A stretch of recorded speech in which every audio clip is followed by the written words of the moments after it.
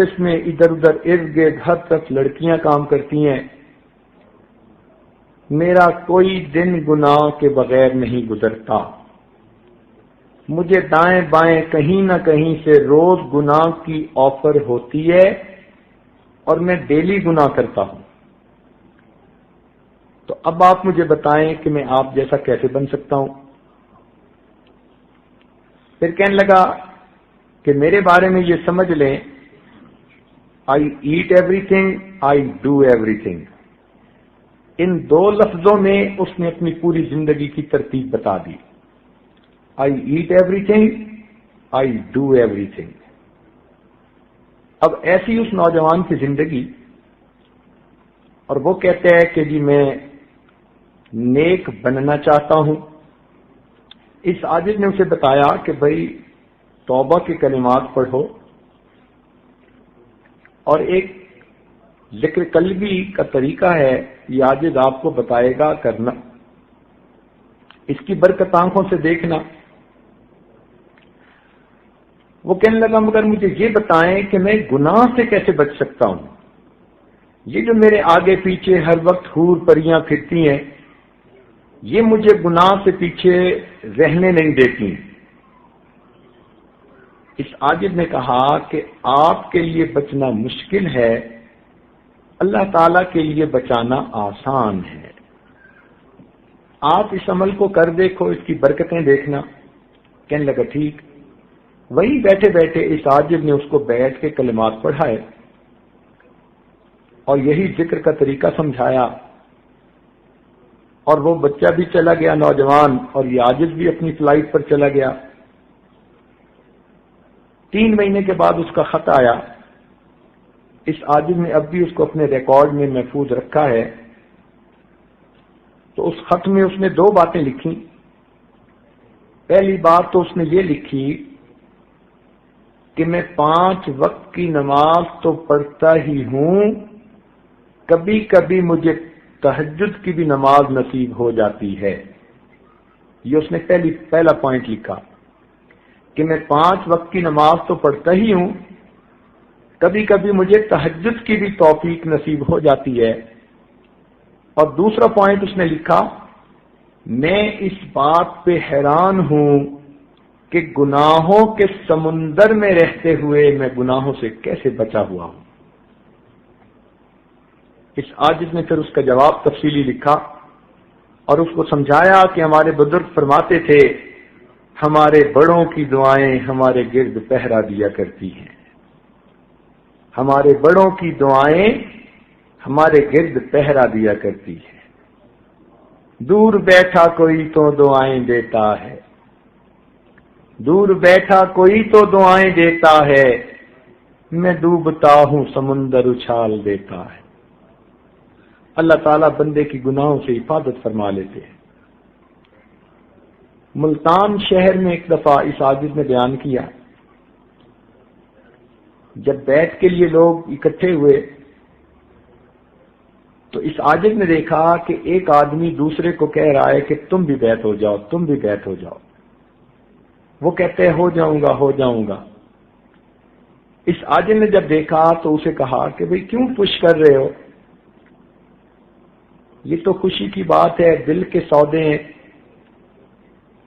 تو وہ آدمی پھر اس عاجز کے ساتھ ڈائریکٹ گفتگو کرنے لگا، کہنے لگا حضرت میں اس علاقے کا پولیس اسٹیشن کا انسپیکٹر ہوں، انچارج ہوں، یہ میرے بڑے بھائی ہیں، خود بھی بیعت ہونا چاہتے ہیں اور مجھے بھی کہتے ہیں بیعت کرنے کے لیے، مگر میں کیا بیعت کروں گا؟ آپ کو پتہ ہی ہے کہ پولیس والوں کی زندگی کیا ہوتی ہے۔ اس عاجز نے کہا کہ آپ کے لیے بھی نیکی کا راستہ کھلا ہے۔ وہ آگے سے انسپیکٹر آگے سے کہتے ہیں حضرت میری زندگی اتنی گندی ہے، جو گناہ آپ سوچ سکتے ہیں وہ گناہ میں نے کیا ہوا ہے۔ اب بتائیے کہ جو بندہ اپنی زبانی کہہ رہا ہے کہ جو گناہ آپ سوچ سکتے ہیں وہ گناہ میں نے کیا ہوا ہے، اس عاجز نے کہا کہ اس کے باوجود آپ کے لیے بھی نیکی کا راستہ کھلا ہے. وہ کہنے لگا اچھا حضرت پھر مجھے بھی بیعت کر لیں. وہ انسپیکٹر پولیس کا بیعت ہو گیا. یہ عاجز پھر اگلی جگہ چلا گیا.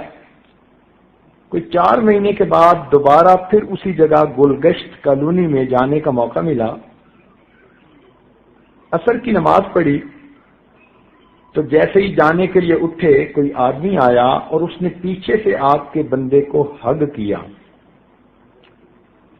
اب یہ عاجز بڑا حیران کہ یہاں کوئی میرا بچپن کا کلاس فیلو تو ہے نہیں کہ جو اس قسم کی بے تکلفی کی حرکت کرے. یہ کون آدمی ہے جس نے آ کے مجھے پیچھے سے ہگ کر کے جکڑ لیا.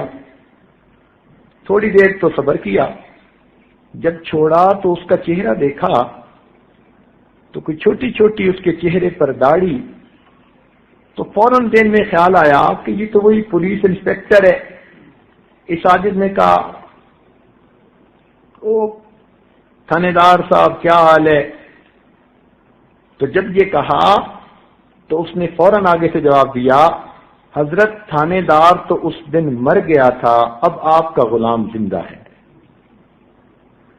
پھر مسجد کے نمازیوں کے سامنے اس نے کہا on duty S H O. کہنے لگا حضرت میں اب نے چہرے پر سنت بھی سجا لی ہے, نیک بن گیا ہوں. میں تہجد کی نماز روزانہ گھر میں پڑھتا ہوں اور فجر کی اذان روزانہ اس مسجد میں آ کر میں خود دیا کرتا ہوں.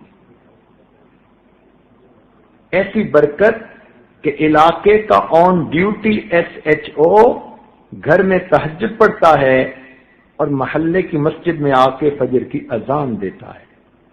یوں اللہ تعالیٰ زندگیوں کو بدل دیتے ہیں. اس بیعت اور نسبت کی اللہ کے ہاں بڑی برکت ہے.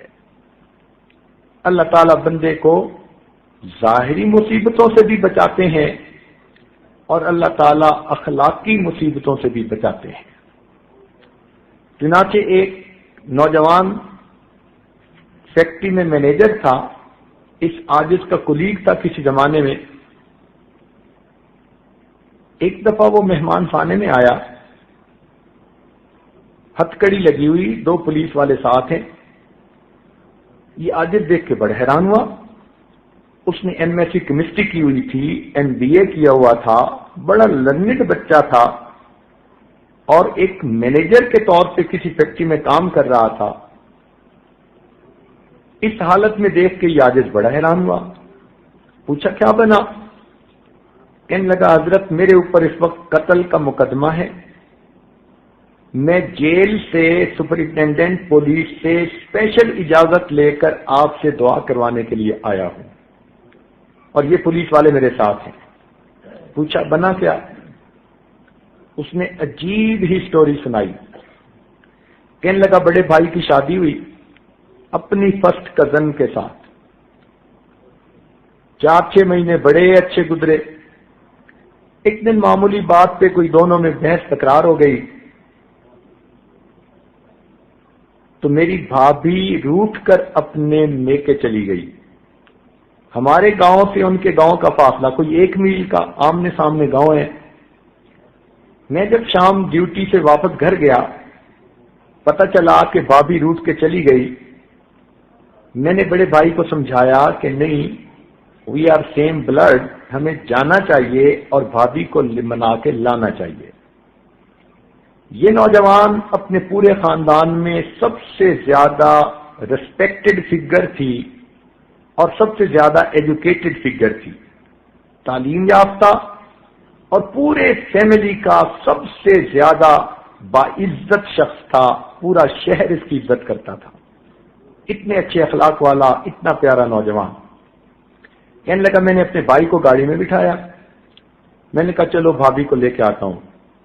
ان کے گھر گئے, بڑے اچھے طریقے سے ملے, انہوں نے چائے بنائی, بسکٹ دیے, کھائے پیے. میں نے بھابھی سے کہا کہ بھابھی ہمارا تعلق ایک نہیں کئی طرح کا ہے, چھوٹی باتوں پہ نہیں روٹھا کرتے, چلیں آپ گھر چلیں. بھابھی بھی تیار ہو گئی. اس نے بھی اپنی سامان سمیٹ لیا. سامان گاڑی میں ہم نے رکھ لیا. جب بیٹھنے لگے بابی نے کوئی بات کر دی جس لفظ کو سن کر میرا بھائی پھر بھڑک اٹھا، اس نے بھی کوئی سخت لفظ کہہ دیا تو بابی آگے سے بول پڑی، بھائی بول پڑا، دونوں نے ایک دوسرے سے پھر بحث تکرار شروع کر دی۔ تو بھابھی کا چھوٹا بھائی آ گیا، کون ہوتے ہو میری بہن کو تم اس طرح کہنے والے؟ اب عورت کی جو لڑائی تھی وہ مردوں میں آ گئی، دونوں میں ہاتھا پائی شروع ہو گئی۔ جب دونوں میں ہاتھا پائی ہونے لگی تو اس کا ایک بھائی بھاگا اور اپنے کمرے کے اندر سے گن نکال کے لایا کہ تو کون ہوتا ہے میرے بھائی پہ ہاتھ اٹھانے والا۔ اب جب وہ قریب آیا تو میرے بھائی نے اپنی جان بچانے کے لیے اس کے گن کے رخ کو جو موڑا تو وہ اسی کی طرف ہو گیا جس کے ہاتھ میں گن تھی اور ٹریگر دب گیا۔ جھگڑے کے اندر وہ جو بندوق چلی تو جو لانے والا بندہ تھا وہ خود موقع کے اوپر اسی وقت ڈھیر ہو گیا، مر گیا۔ ہم تو اس ذہن میں سوچ بھی نہیں سکتے تھے کہ یہ واقعہ پیش آئے گا۔ میں نے انہیں کہا کہ اس کو اٹھائیں، ہاسپٹل لے جاتے ہیں، مگر وہ تو اسی وقت ہی ٹھنڈا ہو گیا۔ اس کے بھائیوں نے مجھے پکڑ لیا اور میری بابی کہنے لگی کہ ہاں اس پہ مقدمہ بنوائیں گے اور ہم اپنے بھائی کے بدلے میں اس کو پھانسی لگوائیں گے۔ تو میرا بھائی تو بھاگ گیا۔ اب وہ بابی ایسی چلاک کہ اپنے خاوند کو بچا رہی ہے اور مجھے کہنے لگی کہ اس کو پھانسی چڑھوائیں گے، یہ ان کے خاندان کا سب سے زیادہ ریسپیکٹڈ بندہ ہے۔ پولیس آ گئی، میں مجرم کے طور پہ موقع پہ پکڑا گیا، ڈیڈ باڈی بھی مل گئی، گن بھی مل گئی، گواہ بھی مل گئے، جو کچھ کسی بندے کے قتل کا پروف ہو سکتا ہے وہ سب کا سب 100% موجود تھا۔ مجھے جیل پہنچا دیا گیا، ہتھکڑیاں بیڑیاں لگا دی گئیں۔ میرے وکیل نے کہا کہ پولیس نے مقدمہ ایسا زبردست درج کیا ہے کہ آپ کے بچنے کی 100 میں سے ایک حصہ بھی امید نہیں ہے۔ دیوار پہ لکھا مجھے نظر آ رہا ہے کہ تمہیں پھانسی دے دی جائے گی۔ میں دعائیں کرتا رہا، آپ کا خیال آیا تو میں نے آپ کے بارے میں پتہ کروایا تو پتہ چلا کہ بیرون ملک گئے ہوئے تھے۔ کل پتہ چلا کہ آپ واپس آئے ہیں تو میں نے پھر پولیس جو جیل کا سپرنٹینڈنٹ تھا اس سے بہت بڑی کوئی سفارش کروا کے اجازت لی کہ میں آپ سے دعاؤں کروانے کے لیے آنا چاہتا ہوں، چونکہ وہ بھی آپ کو جانتا تھا۔ اس نے پولیس والوں کو ساتھ بھیج دیا کہ جاؤ پیر صاحب سے دعا کروا کے آؤ۔ اس لیے اب میں یہاں آیا بیٹھا ہوں۔ اب آپ مجھے بتائیں، میں آپ کا کولیگ ہوں، اتنا میں آپ کا محبت کرنے والا دوست ہوں، ممکن ہے میری آپ کی آخری ملاقات ہو، اور یہ کہہ کے اس نوجوان نے رونا شروع کر دیا۔ اب ایک بے گناہ نوجوان، اور اس کی عمر بھی کوئی 28 سال ساری تھی، اور اس کی شادی میں بھی ابھی کوئی 6 مہینے تھے جو ہونی تھی۔ اتنی پیاری اس کی شخصیت، پرسنالٹی، اتنے موٹے موٹے آنسو اس کے گر رہے ہیں، اور کہہ رہا ہے کہ یہ میری اور آپ کی ممکن ہے آخری ملاقات ہو۔ کہنے لگا بتائیں میں کیا کروں؟ اس عاجز نے اسے بتایا کہ ایک نعمت ہے جو اللہ رب العزت نے اپنے مشائخ کے ذریعے اس عاجز کے سینے میں ڈالی ہے۔ آپ اس نسبت کے اپنا تعلق جوڑیں اور اللہ کے حضور اس نسبت کو پیش کریں، اللہ تعالیٰ کے ہاں نسبت کی بڑی لاج ہے۔ اس نے کہا جو کہیں گے میں کرنے کو تیار۔ چنانچہ اس عاجز نے اس کو یہی بیعت توبہ کے کلمات پڑھائے اور اس کو ذکر مراقبے کا طریقہ بتایا، اور یہ بات سمجھائی کہ جب بھی نماز پڑھنا بس یہ دل میں دعا کرنا کہ اے اللہ، میں ان مشائخ کے ساتھ روحانی تعلق رکھنے والا ایک غلام ہوں، ایک مصیبت میں مبتلا ہوں، ان مشائخ کی برکت سے مجھے مصیبت سے نجات عطا فرمائی۔ وہ نوجوان نم والی آنکھوں کے ساتھ چلا گیا، پرنم آنکھوں سے چلا گیا۔ اس عاجز کو پھر کہیں باہر جانا تھا ملک میں، پھر چلا گیا۔ 3-4 مہینے کے بعد پھر واپس جب اپنے ملک میں پہنچا تو گھر میں تھا کہ بیٹے نے ایک مٹھائی کا بڑا ڈبہ لا کر دیا کہ جی کوئی مہمان خانے میں آدمی آئے ہیں، انہوں نے سلام بھیجے ہیں اور مٹھائی آپ کے لیے لائے ہیں۔ مٹھائی کے ڈبے پر دیکھا تو ان کا نام لکھا ہوا تھا۔ عاجز بڑا حیران ہوا، فوراً مہمان خانے میں پہنچا، دیکھا تو وہ ہنستا مسکراتا چہرہ سامنے تھا۔ میں نے پوچھا کہ آپ آزاد ہو گئے، بچ گئے؟ کہنے لگا حضرت یہ تو کوئی کرامت ہی ہو گئی، اللہ تعالیٰ نے مجھ پر ترس کیا۔ بھائی کیسے؟ کہنے لگا کہ مسئلہ یہ بنا کہ جب ڈیڈ باڈی کا پوسٹ مارٹم کیا گیا تو جو سرجن اس کا پوسٹ مارٹم کر رہا تھا اس نے اس کے جسم سے جو گولی نکالی جس سے اس کی ڈیتھ ہوئی تھی تو اس کی پیمائش تو اس نے ملی میٹر میں کی، مگر غلطی سے لکھتے ہوئے اس کو انچ یونٹ میں اس نے لکھ دیا، یعنی سائز اس کا ملی میٹرک سسٹم میں اس نے لیا، مگر بائی مسٹیک جو پیپر پر اس نے لکھا تو اس نے 7 انچ سکیل لکھ دی۔ کہنے لگا کہ جب جج کے سامنے کیس پیش ہوا تو جج نے بلٹ کو دیکھا اور اس کا سائز پڑھا تو جج نے کہا کہ سرجن جو کہہ رہا ہے کہ اس بلٹ سے اس کی ڈیتھ ہوئی یہ وہ گولی تو نہیں ہے۔ اب جب اس پر بات آگے بڑھی تو معاملہ شک میں آ گیا، اور قانون یہ ہے کہ جب کسی میں شک آ جائے تو پھر اس بندے کو پھانسی نہیں دی جاتی۔ جج نے اس کو بنیاد بنا کر مجھے باعزت بری کر دیا۔ یہ نسبت کی برکتیں ہیں، اللہ رب العزت یوں مصیبت سے بندوں کو بچا دیتے ہیں۔ ہمارے ایک دوست ہیں حاجی صاحب، ہم ان کو کہتے ہیں، جامعہ رحمانیہ کے نام سے ایک مدرسہ ان کے زیر سرپرستی چل رہا ہے، اپنے علاقے کے نواب ہیں۔ یہ عاجز بخاری شریف کی ابتدا کے لیے، افتتاح کے لیے یا آخری درس کے لیے وہاں حاضری دیتا رہتا ہے۔ ایک مرتبہ کہنے لگے کہ حضرت میرا ایک کزن ہے، بڑا لینڈ لارڈ ہے اور اس پورے علاقے کا MNA ہے، ممبر نیشنل اسمبلی، اور وہ 35 سال سے ممبر نیشنل اسمبلی مستقل بن رہا ہے۔ علاقے کے اندر اتنا اس کا ہولڈ ہے کہ وہ اگر کسی کھمبے کو بھی اپنی طرف سے کھڑا کر دے تو لوگ اس کو بھی ووٹ دے کے MNA بنا دیں گے، پارٹی یہ ہو یا پارٹی وہ ہو، وہ اکیلا کھڑا ہوتا ہے، آزاد، اور ہر دفعہ MNA بن جاتا ہے، اس کے مقابلے پہ کوئی کھڑا بھی نہیں ہوتا۔ عوام اتنا اس کے ساتھ اٹیچڈ ہیں۔ بنیادی وجہ کہ وہ اربوں پتی انسان ہے۔ یہ پورا شہر جو آباد ہوا یہ ان کی زمین ملکیت تھی، انہوں نے بیچی، لوگوں نے خریدی۔ اب پورے شہر کی زمین جس نے بیچی ہو تو اس کے ایسٹس کتنے ہوں گے؟ کہنے لگا کہ مگر ذاتی طور پر وہ بڑا بگڑا ہوا ہے۔ جوانی میں اس کے والد نے اس کو UK تعلیم کے لیے بھیج دیا اور وہاں جا کے وہ بالکل ویسٹرنائزڈ ہو گیا، اور جب وہ یہاں واپس آیا تو وہاں کے ماحول کو وہ یہاں خود لے کے آیا۔ دین سے اس کو کوئی مس نہیں، گھر میں اس نے پینے پلانے کا سسٹم ابھی بھی رکھا ہوا ہے، اس کے پاس دن رات کے مہمان اب بھی آتے رہتے ہیں۔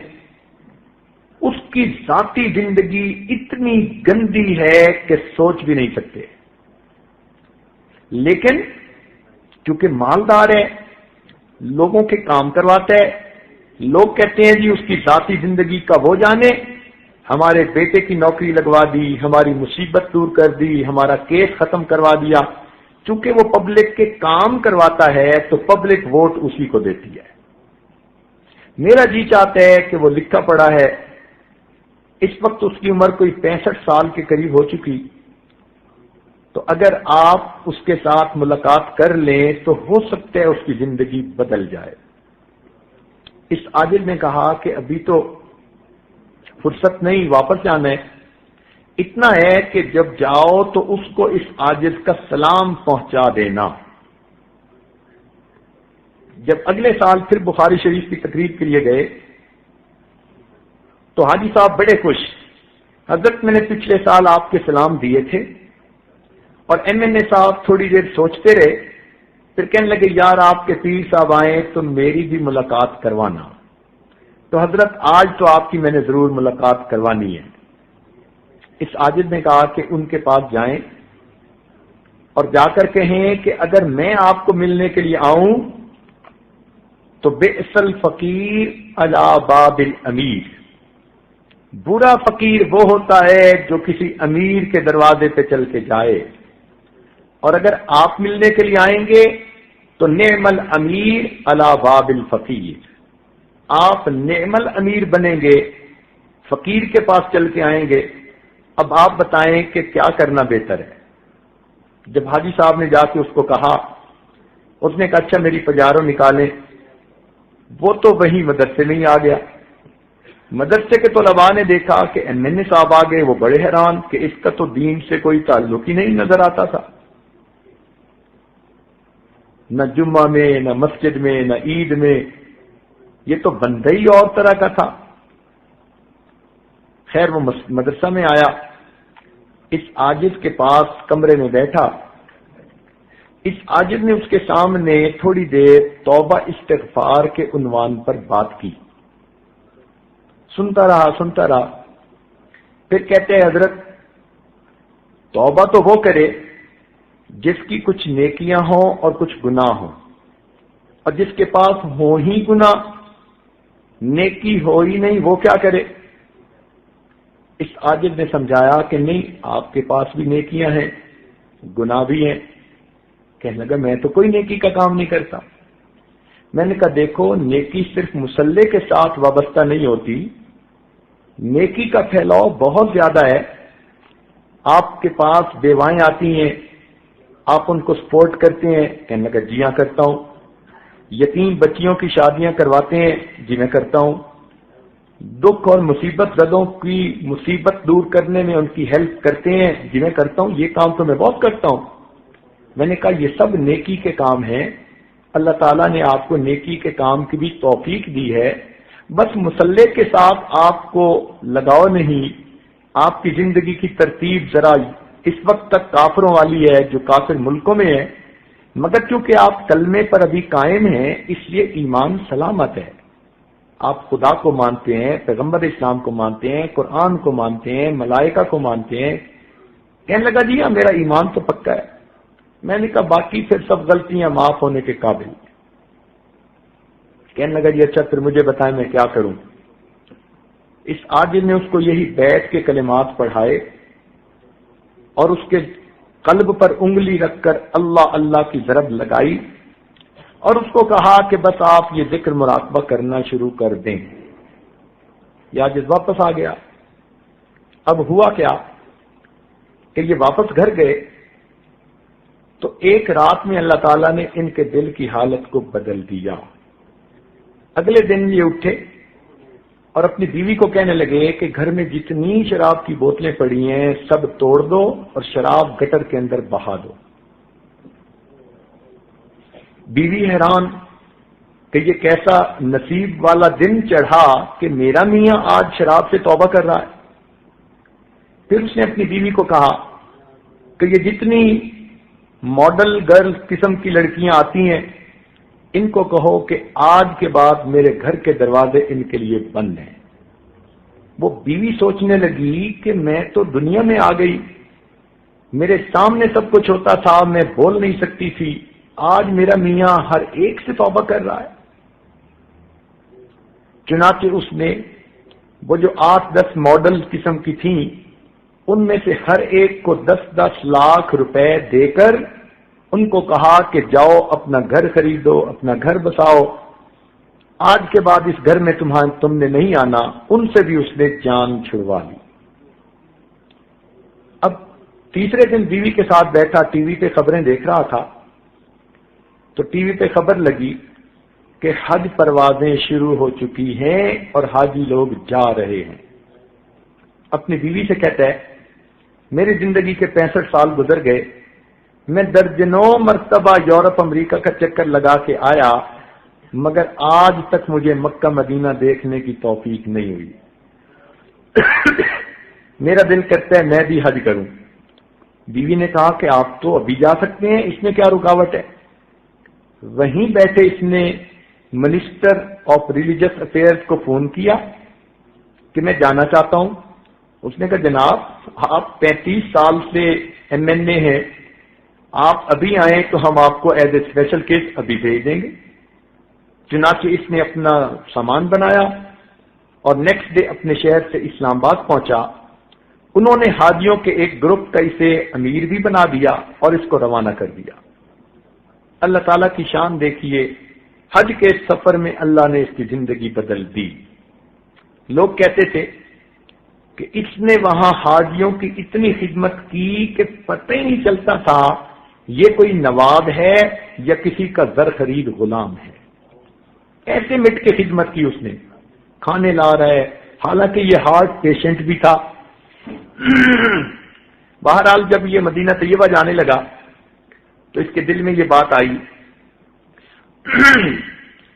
کہ میں اللہ کے محبوب کے در پہ حاضر ہو رہا ہوں، میں اپنی شکل تو بنا لوں پہنچنے والی۔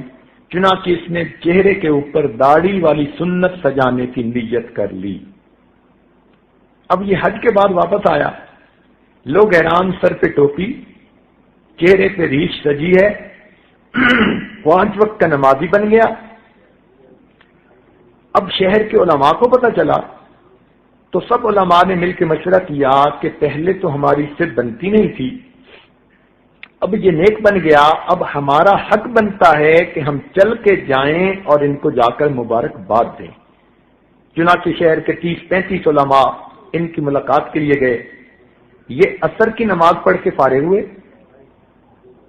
اتنے میں باہر بیل ہوئی۔ نوکر سے کہا کہ دیکھو کون ہے؟ اس نے کہا جی علماء ملنے کے لیے آئے ہیں۔ چنانچہ اپنے ڈرائنگ روم میں آیا، سب علماء سے گلے ملا اور مل کے کہتے ہیں جی آپ بیٹھیں، میں آپ کے لیے زمزم کھجوریں لاتا ہوں، پھر میں آپ کو حج کی کارگزاری سناؤں گا۔ علماء بیٹھ گئے۔ گھر آیا، بیوی کو کہا کہ اتنے علماء ہیں، ان کے لیے زمزم کھجوریں دے دو۔ اس نے کہا بہت اچھا۔ چنانچہ وہ چھوٹے چھوٹے کپوں میں زمزم ڈالنے لگی۔ ان کے ہاتھ میں تسبیح، سر پہ ٹوپی، یہ اپنے بیڈ کے اوپر بیٹھ کر تسبیح پڑھنے لگے۔ اللہ تعالی کی شان، اسی دوران ہارٹ اٹیک ہوا۔ جب بیوی زمزم لے کر آئی تو یہ اللہ کو پیارے ہو چکے تھے۔ پہلی زندگی دیکھیں کیا تھی، اور یہ دیکھیں کہ اللہ نے بیعت کی برکت سے موت کیسی عطا کی۔ حج کر کے آئے ہیں، معافیاں مانگ کے آئے ہیں، چہرے پہ سنت سجائی، سر پہ ٹوپی ہے، باوضو ہے، عصر کی نماز پڑھی، ہاتھ میں تسبیح ہے، اور اس حالت میں ان کو موت آ جاتی ہے۔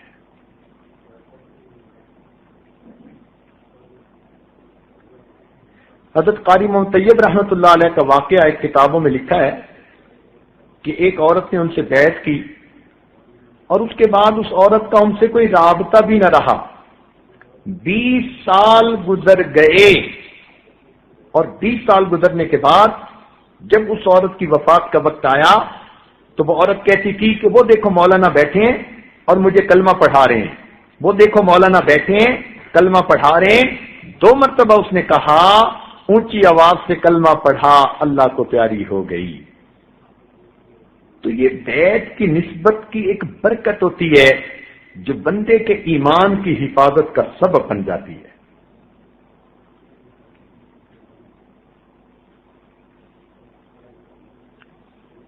ہمارے ایک دوست ہیں، ان کا جوان بیٹا امریکہ میں 18 سال 17 سال کی جو عمر کو پہنچا تو وہاں کے کلبوں میں وہ پھنس گیا۔ والد اتنا پریشان، والدہ اتنی پریشان کہ کوئی حد نہیں۔ اب انہوں نے ساجد کے سامنے رونا رویا اس عادل نے کہا بھئی جیسا کیسا ہے بس اس کو بیعت کروا دو اور پھر برکت دیکھو نسبت کی کہ کیا ہوتی ہے۔ اللہ تعالیٰ کی شان کہ اس بچے نے والدین کی بات مان کر بیعت کر لی اور یہ نہ سمجھا کہ میرے ساتھ ہونے والا کیا ہے۔ اب مشائخ کی دعاؤں میں اس کا حصہ پڑ گیا، اللہ تعالیٰ نے اس کے دل کی دنیا کو بدلنا شروع کیا۔ 1 سال کے اندر وہ بچہ جو اپنی زبان سے کہتے ہیں کہ نیو یارک میں میرے پیچھے ایک وقت میں 10 لڑکیاں ہوتی تھیں جو مجھے گناہ کی طرف مائل کرتی تھیں، میں ایک کا فون بند کرتا تھا اور دوسری کا اٹینڈ کرتا تھا، دوسری کا بند کر کے تیسری کا اٹینڈ کرتا تھا، اور 10 کی 10 کو پتا تھا کہ اس کا 10 سے تعلق ہے، مگر سب کمپیٹ کر رہی تھیں کہ اس کو کون اپنا لے۔ اس گناہ بری زندگی سے اللہ تعالی نے اس بچے کو توبہ کی توفیق دی۔ اس وقت ایک دارالعلوم میں رابعہ کے اندر وہ پڑھ کر عالم بن رہا ہے۔ ایسی زندگیاں اللہ بدلتے ہیں۔ حالانکہ 18 سال کی عمر میں ایسی گندی عادتوں میں اور لڑکیوں کے ماحول میں، اور وہ بھی انگریز لڑکیاں، انسان کا نکل آنا یہ تو اللہ تعالیٰ کی کوئی خاص رحمت ہوتی ہے۔ تو یہ بڑوں ہمارے مشائخ کی دعائیں ہیں ان لوگوں کے لیے۔ ہمارے سلسلے میں اوپر جو لوگ گزرے وہ اللہ کے بڑے مقبول بندے تھے، اور انہوں نے قیامت تک آنے والے سلسلے میں داخل ہونے والے سب لوگوں کے لیے دعائیں کی ہوئی ہیں۔ اللہ ان کی برکت سے ایمان کی حفاظت فرما لیتے۔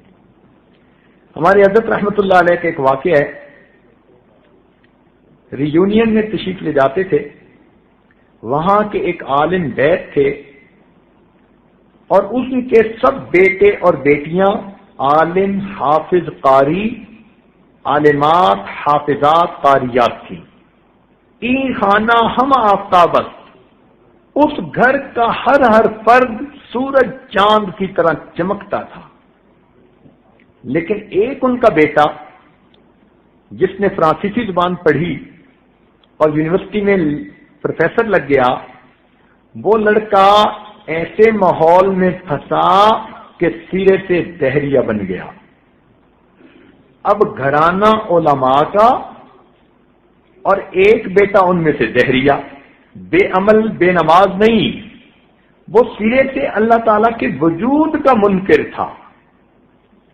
وہ عالم یہ واقعہ خود سنانے کے بعد کہنے لگے کہ ہم میاں بیوی راتوں کو روتے روتے رہ جاتے کہ یہ ہمارے گھر میں سے ایک بچہ کیسا نکل آیا، کسی کو بتا بھی نہ سکتے۔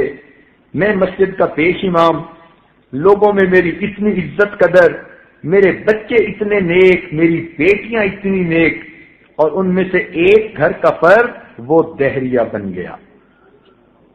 کہنے لگا ہمارے حضرت بھی آتے تو ہم شرم کے مارے ان کو بھی نہ بتا سکتے۔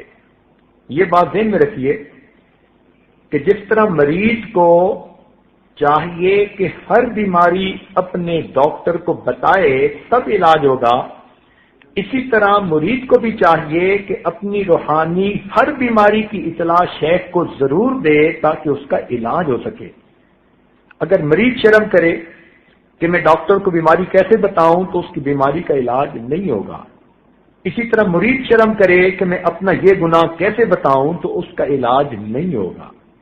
ہمارے مشائخ نے کہا کہ مرید کو چاہیے کہ شیخ کے سامنے دل کا حال اس طرح کھولے جیسے کوئی لڑکی اپنی ماں کے سامنے اپنا سب کچھ کھول دیتی ہے۔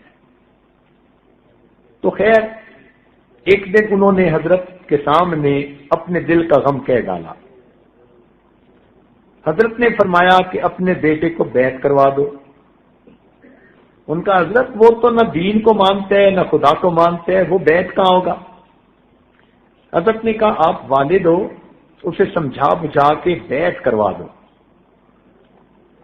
اب اس کے والد نے بات کی، لڑکا کہنے لگا نہ میں خدا کو مانتا ہوں، نہ نبی کو مانتا ہوں، نہ اسلام کو مانتا ہوں، میرا کیا واسطہ؟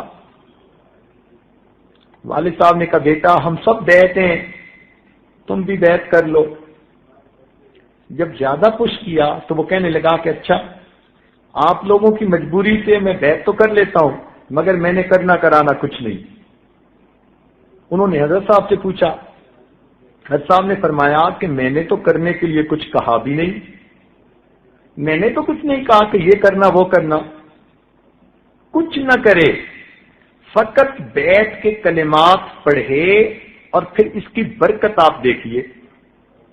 چنانچہ ماں باپ نے پھر اگلے دن سمجھایا، حتیٰ کہ اس بچے نے حضرت کے ہاتھوں میں ہاتھ دے کر توبہ کے کلمات پڑھ لیے۔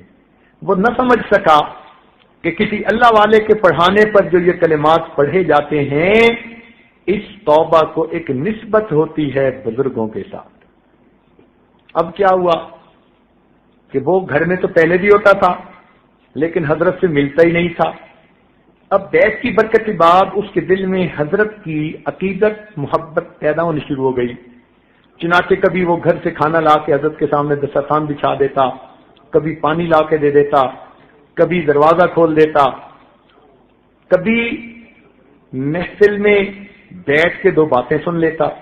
اللہ تعالیٰ کی شان دیکھیے، 1 سال کے اندر اللہ تعالیٰ نے اس کی دل کی دنیا کو ایسے بدلا، اس نے باقاعدہ اسلام قبول کیا، نمازیں شروع کی، چہرے پہ سنت سجائی، اپنی وضاقتہ مسلمانوں والی بنائی، تہجد گزار بن گیا، اور اگلے 2 سالوں میں اس نے ذکر پر اتنی محنت کی کہ 2 سالوں کے بعد ہمارے حضرت نے اس کو اجازت خلافت عطا فرمائی۔ وہ پروفیسر یونیورسٹی کا، پھر اس نے دین کا کام کیا۔ اس وقت ہزاروں طلباء نوجوانوں کے لیے وہ شیخ اور مرشد بن کے کام کر رہا ہے۔ یہ نسبت کی برکت ہوتی ہے کہ دہریوں سے بھی اللہ تعالیٰ پھر دین کا کام لے لیا کرتے ہیں۔ اللہ تعالیٰ ایمان کی حفاظت فرماتے ہیں۔ چنانچہ ہمارے ایک دوست حافظ صاحب تھے، ایسی ایمان کی حفاظت، انہوں نے عصر کی نماز پڑھی اور اپنے بھائی کو کہتے ہیں اس عاجز کا نام لے کر کہ حضرت صاحب کو میرے سلام دے دینا اور تم گواہ رہنا میں کلمہ پڑھ رہا ہوں، اور یہ کہہ کے اس حافظ صاحب نے کلمہ پڑھا اور مسجد میں وہیں ان کی وفات ہو گئی۔ ایسی موت اللہ دیتے ہیں ایمان والی۔ یوں اللہ تعالیٰ ایمان کی حفاظت فرماتے ہیں۔ ہمارے ایک دادا پیر خواجہ فضل علی قریشی رحمۃ اللہ علیہ تھے، وہ فرماتے تھے کہ جس بندے نے اس عاجز سے بیٹھ کے کلمات پڑھے اور اس عاجز نے ان کے قلب پر انگلی رکھ کر اللہ اللہ کہی، اس کو ذکر کے بغیر موت نہیں آ سکتی۔ ایسی مقبول دعائیں ہیں ہمارے مشائخ کی کہ اس توبہ کی برکت سے اللہ تعالیٰ ایمان کی حفاظت فرما لیتے ہیں۔ چنانچہ ایک واقعہ آخری سنا کر بات مکمل کروں گا۔ ہمارے اپنے محلہ میں اس عاجز کے کلاس فیلو ہیں۔ الحمدللہ اس عاجز کو جتنی محبت دنیا میں ملتی ہے اس سے زیادہ محبت اپنے ملک میں ملتی ہے، اور جتنی محبت اپنے ملک میں ملتی ہے اس سے زیادہ محبت اپنے شہر میں ملتی ہے، اور جتنی محبت اپنے شہر میں ملتی ہے اس سے زیادہ محبت اپنے محلے میں ملتی ہے، اور جتنی محبت اپنے محلے میں ملتی ہے الحمدللہ اس سے زیادہ محبت اپنے گھر میں ملتی ہے۔ لوگ کہتے ہیں کہ گھر کا پیر ہلکا ہوتا ہے، الحمدللہ اس عاجز پر اللہ کا ایسا فضل، اللہ نے گھر میں بھی اس عاجز کو پیر بنا دیا۔ اس عاجز کی اہلیہ بیوی بھی ہے اور مریدہ بھی ہے۔ جب وہ دیکھتی ہیں کہ محلے کی وہ لڑکیاں جن کے ساتھ یہ عاجز پرائمری میں پڑھتا تھا یا جن کے ساتھ بچپن میں گلیوں میں کھیلتا تھا وہ آتی ہیں اور بیت ہوتی ہیں تو اس عاجز کی اہلیہ بڑی حیران ہوتی ہیں، کہتی ہیں کہ بچپن کی لڑکیاں تو آدمی کی حقیقت کو جانتی ہیں کہ اس وقت بندہ چھوٹا ہوتا ہے اور طرح کی زندگی ہوتی ہے، مگر اللہ تعالیٰ کی شان کہ جن گھروں میں کھیل کھیل کر یہ عاجز جوان ہوا، آج ان کی بچیاں، ان کی اولادیں سب کی سب الحمدللہ اس عاجز سے بیت ہیں۔ اللہ رب العزت نے ایسی پاکیزہ جوانی عطا فرمائی کہ اپنے محلے کی گلی کی بہو بیٹیاں بچیاں دادیاں نانیاں سب کی سب اس عاجز سے بیت کا تعلق رکھتی ہیں۔ الحمدللہ رب العالمین. تو اس عاجز کے اختلاف پہلو تھے، وہ بھی اس عاجز سے بیعت، اور ان کے والد صاحب بھی اس عاجز سے بیعت. حالانکہ ان کے والد تو میرے والد کی عمر کے تھے، مگر اللہ تعالیٰ نے محبت دل میں ان کے ڈال دی، لہذا انہوں نے اس عاجز سے بیعت کر لی. اب وہ جو میرے دوست ہیں، انہوں نے یہ واقعہ مسجد کے اندر باوضو ہو کر سارے نمازیوں کو سنایا. یہ واقعہ ہم نے بھی سنا، تو ہم نے ان کو بلا کر خود بھی یہ واقعہ براہ راست سنا. وہ کہنے لگے کہ میرے والد صاحب بیمار تھے. توجہ سے بات سنیے گا. میرے والد صاحب بیمار تھے، حتیٰ کہ ان کے آخری لمحات شروع ہو گئے. ہم 4-5 بھائی، 2-3 بہنیں، سب ان کی چارپائی کے ارد گرد بیٹھ کر دعائیں کرنے لگے، رونے لگے. کوئی قرآن پڑھ رہا ہے، کوئی یاسین شریف پڑھ رہا ہے، کوئی کلمہ پڑھ رہا ہے، کوئی رو رہا ہے. عجیب کیفیت تھی، اور والد صاحب آخری سانس لے رہے تھے. کہنے لگے کہ میں والد صاحب کے چہرے کے بالکل قریب ہو کر بیٹھ گیا اور میں نے اونچی آواز سے کلمہ پڑھنا شروع کر دیا. اتنے میں میری ایک بہن نے اشارہ کیا کہ ابو کے پاؤں تو بالکل ٹھنڈے بے جان ہو چکے. تھوڑی دیر بعد اس نے اشارہ کیا کہ دیکھو ابو کے گھٹنے بھی ڈھلک گئے، ٹانگیں ڈھلک گئیں. ہمیں ایسے لگ رہا تھا کہ جیسے ان کی روح گویا پاؤں کی طرف سے سمٹ کر گھٹنے تک آ گئی.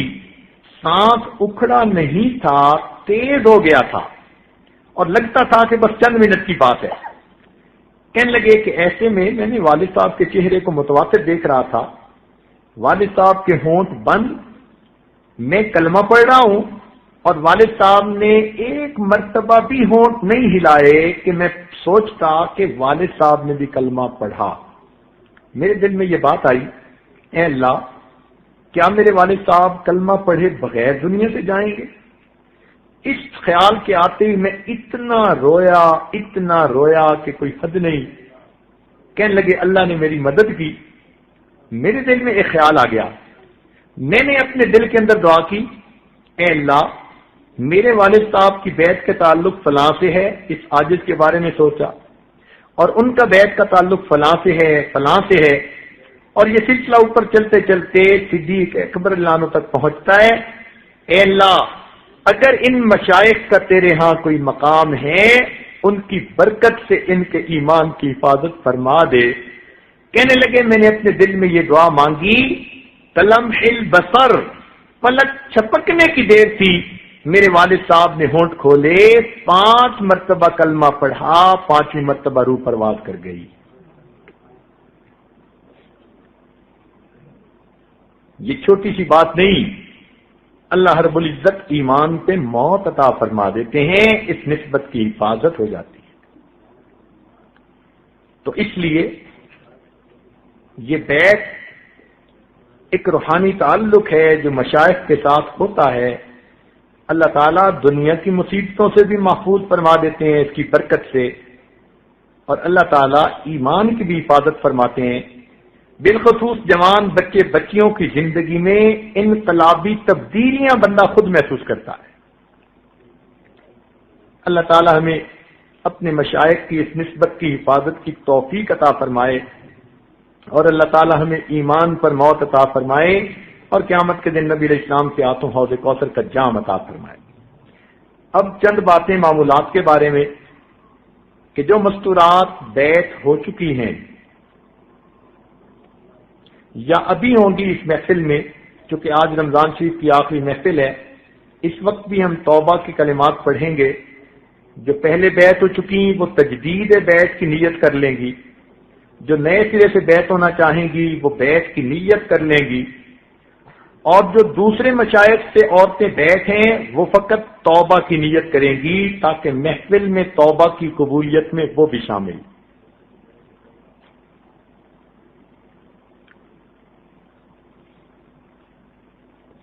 تو پہلے بیعت کے کلمات پڑھا دیے جاتے ہیں تاکہ پھر بعد میں کچھ معمولات کی تفصیل بھی عرض کی جا سکے. آج رمضان مبارک کے آخری دن کی اس بابرکت محفل کو غنیمت سمجھتے ہوئے زندگی کے پچھلے تمام گناہوں سے سچی پکی توبہ کر لیجئے، دل میں نیت اور ارادہ کر لیجئے کہ اللہ آئندہ نیکوکاری پرہیزگاری کی زندگی نصیب فرما۔ جیسی نیت ہوتی ہے ویسی مراد ہوتی ہے، تو نیت کیجئے کہ اللہ مجھے آئندہ سچی اور سچی زندگی گزارنے کی توفیق نصیب فرما۔